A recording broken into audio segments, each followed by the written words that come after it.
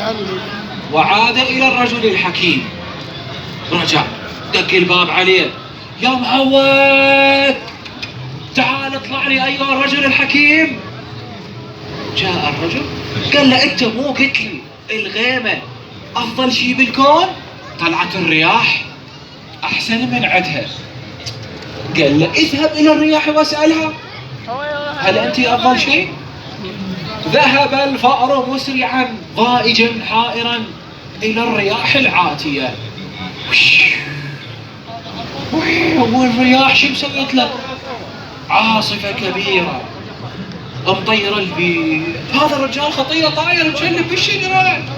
وإجا الفار الصغير: أيتها الرياح أيتها الرياح هل أنت أفضل شيء في الكون؟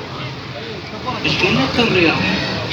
قالت له: نعم أنا أقوى شيء أنا أكبر شيء. أقلعوا الأشجار أقلعوا البيوت حتى هاي السيارة طيرتها. أنا إعصار عظيم. ولكن إذا وصلت إلى ذلك الجبل